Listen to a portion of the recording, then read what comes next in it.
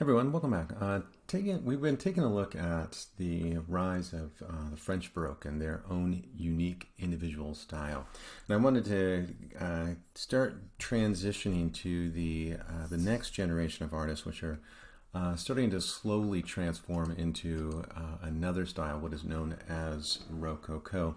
And I wanted to cover Rococo and neoclassical art in tandem because although they're very different from one another, there's a lot of similarities between them in terms of what they're representing. And so I wanted to think about them in tandem, in connection to one another, and to also suggest that the ideas that are embedded within Rococo are going to lead to the ideals embedded within neoclassicism, and so that way they're kind of linked. And so I wanted to think about them together. Let's take a look at two major schools of thought that come out of the Baroque era, mainly focusing on the French Baroque era, and that is the Rubenists and the Poussinnists, right? Peter Paul Rubens and Nicolas Poussin were two of the most prominent artists who lived during the Baroque period, specifically centered on France. Both artists were highly skilled and influential in their own right, but after they died, there became a divide on what style they should focus on, right? So there's a debate in the 17th, 18th century between which would be the predominant style for France, right? Then there was two factions, right? The Poussinists and the Rubenists, right? And again, neither Rubens nor Poussin was alive for this debate, and so they didn't get a vote. But the Rubenists knew of his works through the life cycle of Marie de Medici that he did. And you see this one on the left, right? Where she steps off the boat, and this is her arriving in France for the first time. And then you have the gods and goddesses that are kind of ushering her to shore. So they would have been familiar with his works through this particular series. And then Poussin, although he was mainly living in Italy, he was French, mainly living in Rome, but some of his works made it back to France, and so people were interested in his designs and his ideas as well. Poussinists mainly focused on the lines and the verticals, and he argued that that art should appeal to the mind. Rubens favored color over line, which centered on emotion, right? Thinking about them in terms of some of the other differences that emerge, in addition to one's appealing to the kind of the heart, one's appealing to the mind. Rubens was known for his vibrant and dynamic compositions, and so there's going to be much more variety of colors. Poussin's works are going to be much more muted. There's going to be some kind of bright colors that are subtly embedded within them, or maybe not so subtly, but less. There's going to be less in terms of size of the colors, where Rubens is going to have much more dynamic colors. And there's going to be much more movement in a Rubens painting. It's going to be more dynamic. The things are going to be flowing in motion. There's going to be more figures that are represented. The canvas is going to be filled generally with figures that are in motion, kind of in action, where Poussin's works, there's going to be more space in between the characters, the figures that are represented. There's going to be less of them. It's going to be more orderly, less chaotic. It's going to focus more on the on symmetry and balance. So Poussin's works are going to be much more structured in that way, right? So in terms of composition and spatial organizations, Rubens' compositions are characterized by dynamic movement. They're featuring diagonal lines, but Poussin's, in contrast, are much more static, much more balanced, favoring kind of more of a classical or methodical approach to his composition to focus on clarity, symmetry, and order. And so just to give you a sense of this. Now, I wanted to go through a couple of images, and I want you to think about whether these images are Rubens or are they Poussin, right? So with this one, right, as we take a look at this one, we're immediately overwhelmed by the amount of detail that is conveyed, the amount of motion, the complex composition, right? The overwhelming kind of ideas that are represented here. And so this one is a Rubens, right? If we take a look at this one, immediately what jumps out at us is the color palette, which is going to be much more muted in terms of earth tones, right? Grays and greens and browns and yellows, right? So this one centers it within Poussin, right? So getting a sense of what they are. Now, I want you to think about this one, right? This one is called the Virgin with Child, right? So we've seen a similar themes to that before. Now, thinking about this one, is this one a Poussin or is this one a Rubens? And then I want you to think about why, right? What stylistically gives it away? And so part of what I want you to do within this class is I want you to be able to recognize styles of artists, because as you guys go to museums in the future, I want you to be able to walk into a room and think, oh, that one looks like a, Picasso, or that one looks like a Rubens, or that one looks like a Caravaggio, or something along those lines. And maybe it will be, which would be awesome. Maybe it won't be, but if it's not, then you'll know that where the artist who represented that got their inspiration from, right? And so being able to recognize those common styles helps us to know the influences. And so thinking about this one is a Rubens with its use of curved lines, the softer kind of brush strokes, which gives it that kind of fuzzy kind of feel to it, which makes it feel kind of hazy, much more upbeat. I mean, Poussins are going to be a little bit more dramatic in that sense, a little bit more vibrant colors and lighting. Thinking about this one, I want you to just decide whether, your best guess, is this one a Rubens or a Poussin, right?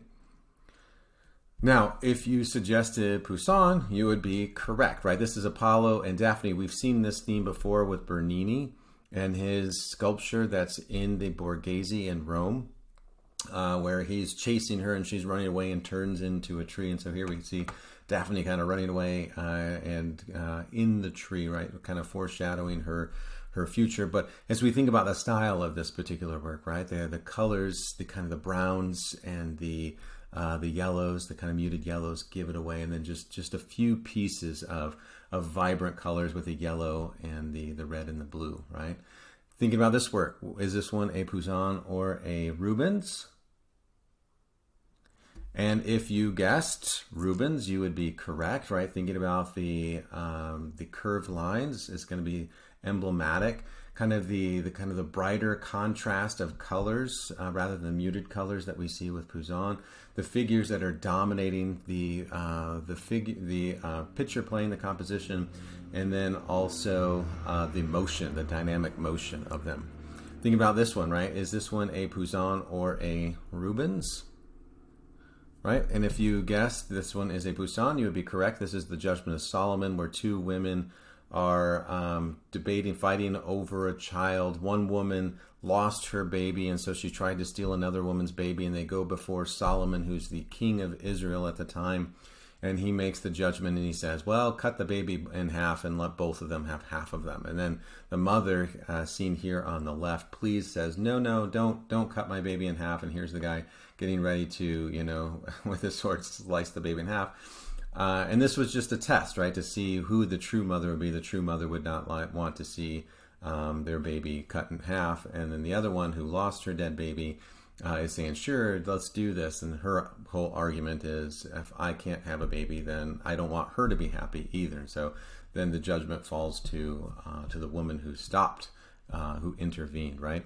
But again, as we think about this as a Poussin, we see the balanced composition, right? The figures on the one side, same amount of figures on the other side. The kind of the color palette puts it within Poussin, the figures that are spaced out, less dynamic motion, focusing more on verticals and horizontals, right? Thinking about this one, is this one a Rubens or a Poussin? Right, this one is a Rubens, right? So this one, the figures are much larger. They're much more kind of combined together, which makes it much more complex and compact as they come together. This is Diana, the goddess of hunt, returning from hunt with her bounty of fowl and their hunting dogs, and then the rabbits that are on the spears. This is her returning from hunt, and then the men are out gathering. So this is kind of a role reversal.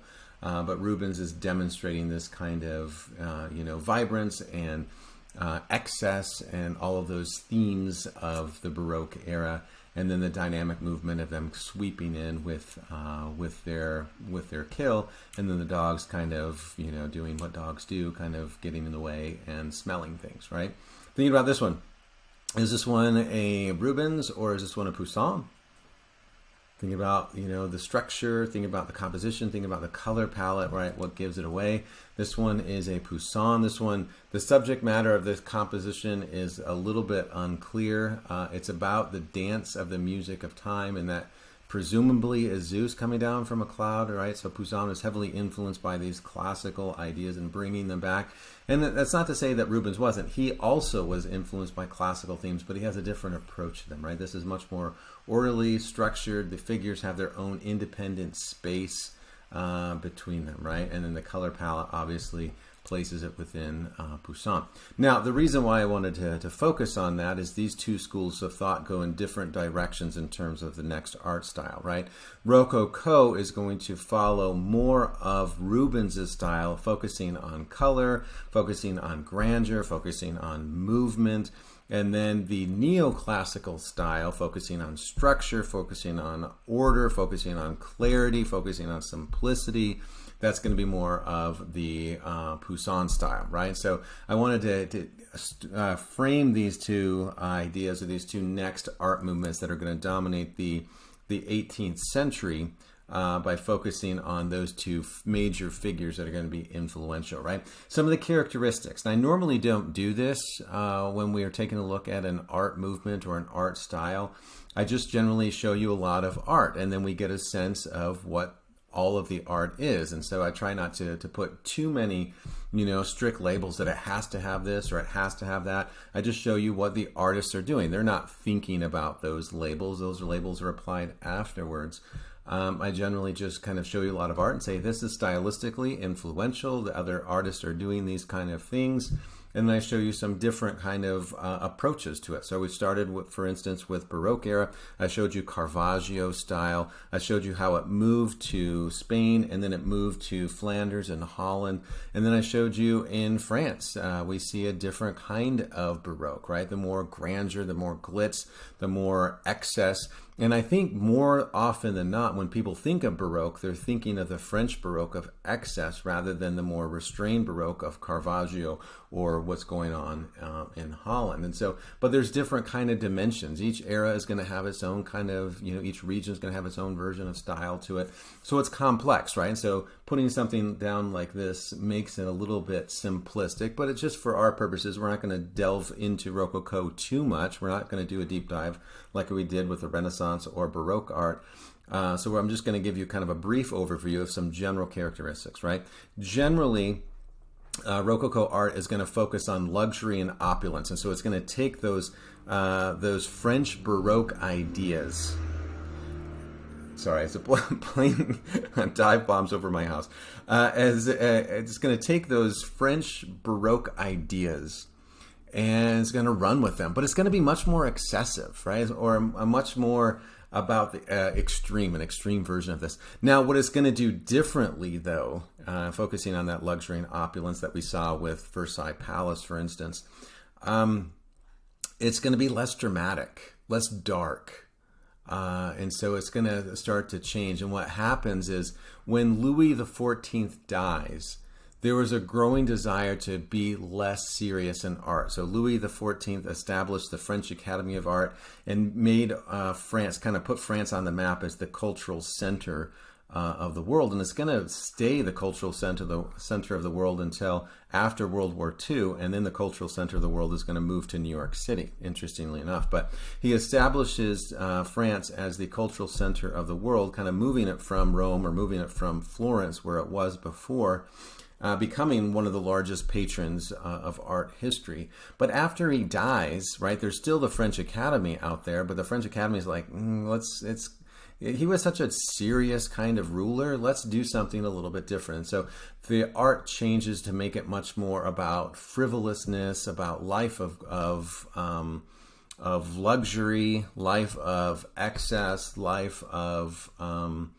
not working, just kind of relaxing, leisure. That's the word I was looking for. And so it's going to be less focused on the dark, serious ideas of the Baroque era, right? So that's going to be a key difference. And mainly, I showed you a clip from Rick Steves where he's talking about how Louis XIV got the aristocracy addicted to luxury and living kind of this lavish lifestyle. They want to continue that after he dies. They like that theme and they get addicted to it. And so their art, as becoming patrons of art, they want art to reflect what they value. They value themselves and they value their money, and they want art to reflect that, right? So that is, in a nutshell, Rococo art, right? So it's to reflect the aristocratic taste, what they're doing, right? Life of leisure and luxury. It's going to have more pastel colors, these kind of lighter pinks, lighter greens, lighter blues. And this is to demonstrate kind of the light frivolousness of the era. We're not trying to be dark and dramatic. That's kind of an older style. That's now out of fashion. We want this new emerging style, right? So these the children coming from the Baroque era, that they just kind of look at what their dark seriousness of what their parents were doing, what their artists were doing during their era, and they're like, we want something different. We don't want that kind of dark, broody stuff. We want stuff that's light and fun, right? So this is fun art, right? The subjects generally represent love and flirtation, right? So this idea of trying to get away with sneaky things. Now, I'm not going to show you a lot of Rococo art because a lot of Rococo art heavily emphasizes that. I'm going to give you more of a VidAngel version. You can kind of go off and Google Rococo art if you want to in your own time. I'd recommend not. There's going to be a lot of excess in terms of that as well. But I'll just give you a sense of some of the themes are out there, and you can get a kind of a sense. But I do want you to be prepared when you go to museums and there's a display of Rococo art. There you might see some different things. And then it's also representing fantasy, right? So this idea of trying to retreat, get it away from the world around us. Generally, private, intimate scenes are also going to be part of this, right? The idea of subjects of love and flirtation. So it's going to be kind of private, intimate scenes, but also this lush landscapes. And so taking a look at 3 examples that I show you on the overhead, all 3 of them become pivotal, right? First off, let's take a look at Fragonard's The Meeting, right? Fragonard was a major Rococo painter during this time, and he was kind of helping to solidify this style. And what you have with The Meeting is a woman and a man meeting up in a secret location. This is in a garden, and they're meeting at the statue, right? So they kind of have this prearranged agreement. And then the statue just so happens to be a statue of Aphrodite or Venus, right? Aphrodite is the Greek name, Venus is the Roman name.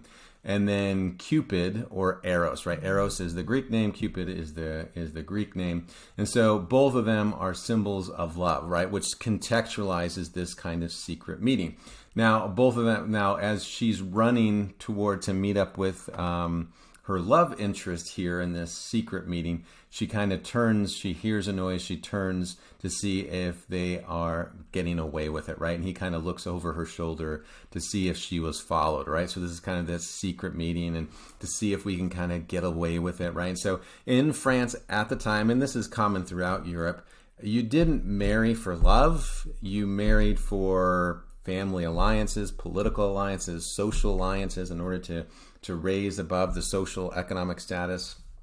So generally you reserve love for your extramarital things. And so it's kind of getting that sense that the aristocrats really were focusing on focusing on love and secrecy and things of that nature, writing secret notes. And so this is a representation of this. And so people in France would say, oh, that's kind of cute. Look at that kind of secret love. And this would be this would be something that would appeal to them. Taking a look at Watteau. Watteau is also a major Rococo artist. Just focusing on this one, this is the signboard of Gerson, and this is what a salon would look like, an art gallery would look like. You would just enter into it, and then you'd have from the floor to the ceiling all sorts of works of art that you can buy. You just point to it, and then they put it in a box and ship it. Interestingly, the image that they're putting in a box here is a portrait of Louis XIV, and so it's to suggest that these darker, kind of more dramatic and serious times are being put away. Kind of, we're going to put those on the shelves, and we're focusing on this new kind of era, right? So these individuals here are going in to inspect the art that they want to buy. These individuals are looking what appears to be a mirror. So this kind of shows this kind of vanity of themselves, their kind of self-interest of the aristocrats. The predominant people that were buying art were the people that were part of the royal family, which is very different from Holland. We saw some economic changes in Holland due to the Dutch trade company, and we saw the rising merchant class, and so business people were starting to buy art. In France, it stays very close to the aristocracy, so it's very traditional in that sense, and so it's still these kind of upper echelon royal type families that are able to go in and buy art. And so this is what their focus is going to be. It's going to be very different from what the merchants were focusing on in Holland, which was on work, sobriety, thrift, right? These people are coming from the aristocracy, and they don't work, right? Their whole life is measured by not working. The less you work means the more important you are, because the more servants you own, which means the more wealth you have, right? And so the idea is to escape work. And so this is a life of leisure and luxury rather than industry and thrift. And then the last one down here, this one is kind of demonstrating the idea of fantasy. This is the pilgrimage to the island of Cythera. We've talked about Cythera a couple of times this semester. Cythera is the island where Aphrodite or Venus lives. And so this is her island. And these are all the aristocrats that are going on this weekend cruise or vacation to this mythical island, which doesn't really exist. But they're escaping, right? So they're escaping the concerns of their day as if they were, actually busy, which they're not.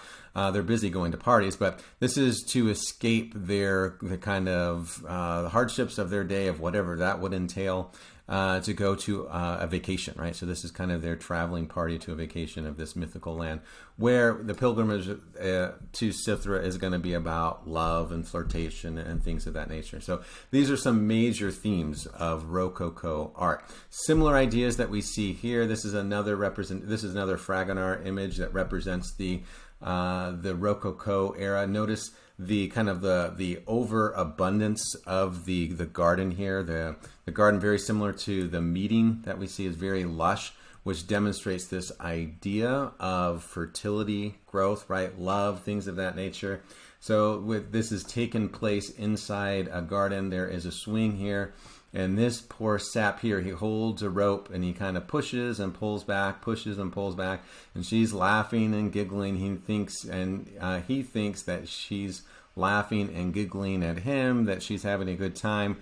But she knows, and what the viewer knows, and what this poor sap doesn't know, is that she has stashed her love interest, her secret love, in the bushes, and then as she goes by, she kind of kicks up her shoe to give him a token that he's going to have to return later. And this is all done underneath the statue of Cupid, who holds his finger to his mouth to say, shh, this is a secret, right? Let's see what we can get away with, right?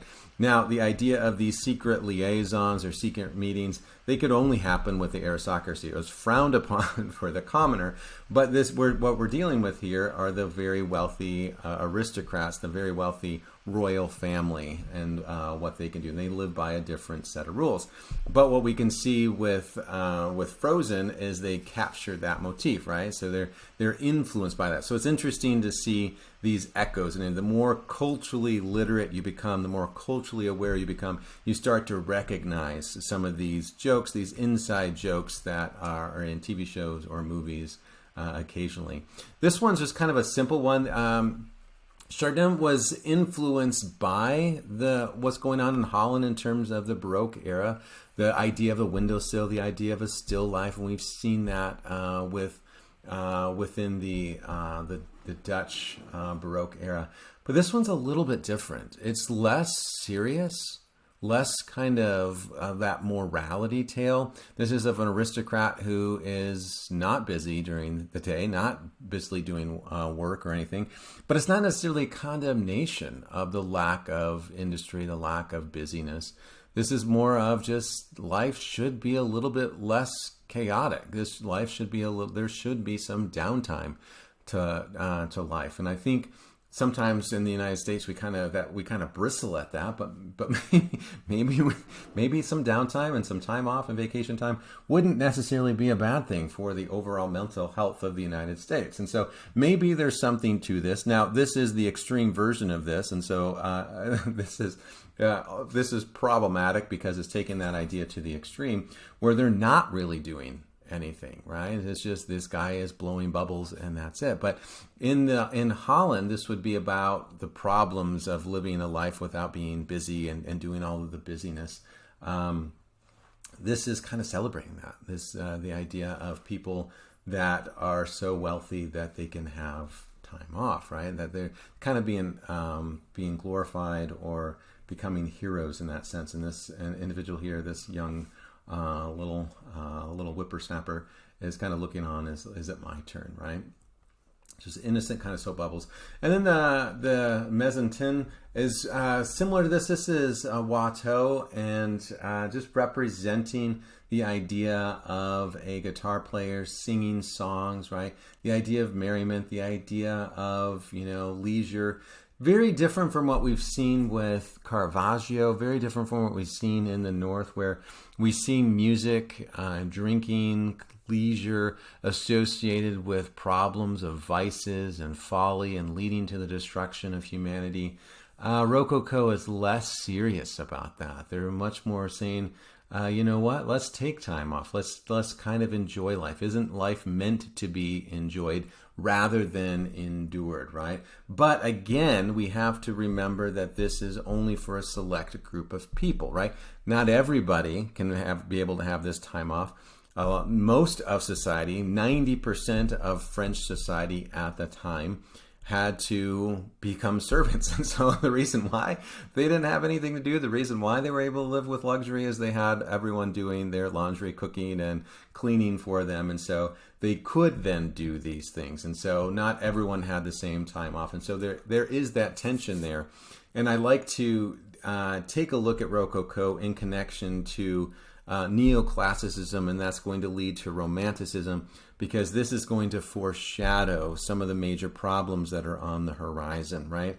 People are going to start having issues with so much wealth, so much kind of leisure, and not being spread very evenly throughout society. And this is going to lead to the French Revolution, right? And so just as a means of foreshadowing, right? So in some ways, the aristocracy is celebrating that. Look how great life is. We get to enjoy it. Shouldn't we enjoy it? Shouldn't life be enjoyed?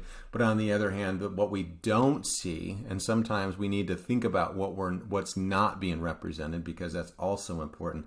What's not being represented is all the labor that is being exploited to allow them to live this life of luxury. This one's kind of an interesting one. This one is the marriage of Frederick Barbarossa. And so it's just, a wedding portrait. And then this is the Pope. They're just kind of going out there and blessing them, giving them a marriage. But again, we see the light pastels, the light coloring. This isn't dark and dramatic and brooding that we would see with the Baroque era. But what I love about this one is the use or the implementation of the curtain, right? That makes it feel like we, the viewer, get to kind of peek behind the curtain and see this religious ceremony that's happening. Clearly, this is propaganda, right? Showing how great the rulers are, seeing how pious they are, how religious they are. This is all taking place from the context of the church. And then the glitz and the glamour of how wealthy they are, which means that they're important, right? But I just so there are some complications with the propaganda aspect of it. But I just love the implementation, the painting of the statues as though these kind of mythical baby angels are kind of pulling back the curtain to allow us to to see it. So it's just such a great detail. This one is by Boucher. Boucher is another major Rococo artist. I'm not going to show you a lot of his works because a lot of his works are a little more scandalous. But this one is a portrait of Madame Pompadour. And what we see here is just, this is kind of what life is. This is a celebration of what life should be for the aristocrat. She's in her room, she's studying, she's reading, she has a very elaborate dress on, she's surrounded by luxury and expensive tables and books and clocks in the background. And so this is the idea of living life to the fullest. It should be enjoyed, right? And so this is the aristocracy saying, I'm important because I have all of these things that surround me and because I'm well-read and intelligent and I have the education, right? Similar ideas that we see with here, right? With Charles Sackville, the Duke of Dorset. We see the same kind of ideas being representative, showing him not necessarily doing any type of labor. This is not about needlework or the milkmaid or anything that we would see with Vermeer. This is just about existing, right? And because he's an aristocrat, because he is part of the royal family, he is important in and of himself. He is enough in that sense. He is enough, I should say, to suggest that, it's mainly about, him just being wealthy and enjoying life, right? So it's a major theme of Rococo. This one's kind of interesting. Hogarth is part of that Rococo era, living in England, but he also is a satirist. And so he's examining some of the problems. He kind of exposes this is what the life of the wealthy class is like. But then he's also making fun of it at the same time, and which is super interesting. And I think for our discussion, this is going to help to foreshadow some of the things happening on the horizon with the American Revolution and the French Revolution, which are, just a couple decades away. If you take a look at when this was painted in 1743, the American Revolution 1776, the French Revolution 1789. So just a short time away, but this is demonstrating some of those ongoing problems, and some of the tensions that are already starting to arise are illustrated here. So this, in a lot of ways, this is such a perfect representation of its time. What we have here with the marriage contract is a very wealthy, well, I should say used to be wealthy, aristocrat. This is Lord Squanderfield. And he has lived his life with excess, and now he has paid the penalty of this. His foot is wrapped up and it's elevated. He has gout, which is associated with overeating and excess and things of that nature. And in addition to living his life in excess, he has spent all of his money, all of his family's money, by building, these kind of palaces or these kind of retreats. And you see that kind of alluded to in the background here, where they're building this home, this chateau for him, and now he has lost all his money. Now, what happens is, with the rising merchant class, we're going to see the rising merchant class in the 17 and 1800s. They're starting to gain more money and wealth. We've seen that happen in Holland, but now we're going to start seeing it happening in England. We're going to start seeing it happening in France. And these people, as they start to gain more wealth, they're going to push for more political power, and we saw that happen in Holland as well. Now, the problem is the aristocracy in general isn't going to just give up their power, their voice, and so there's going to be some tensions. But this one, he's willingly signing into this marriage contract because he wants access to his money. He's squandered all his money. Lord Squanderfield squandered all his money, and then this individual here, which I don't know what his name is, this wealthy merchant is now going to help finance him. But what he wants is he wants his daughter to marry into the aristocracy to gain the political power and leverage that the aristocracy enjoys, right? So this is what he's gaining. He's gaining money. He's gaining political advantage. This is before the ideas of democracy, the ideas of limited power in government, before those things really start to take root with the American Revolution. They needed to find other ways, right? The rising merchant class needed to find other ways to have political voice. Now, what we have in the background, we have the wealthy merchant's daughter.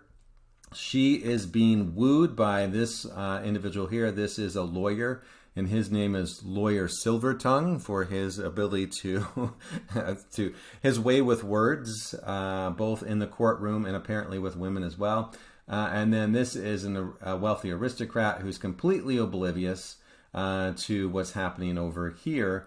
He's just kind of looking at himself in the mirror because of his focus is solely on himself, right? We've seen that kind of idea before, right? This idea that the aristocracy is so focused on their own self-interest that they're not really focusing on anything else. They don't really see anything else. And so they're entering into this loveless marriage because the fathers want some type of exchange. And so the idea that Hogarth is representing is some of those tensions between those political tensions that are happening between the rising merchant class and the failing aristocrats who only focus on themselves, and that tension is going to happen.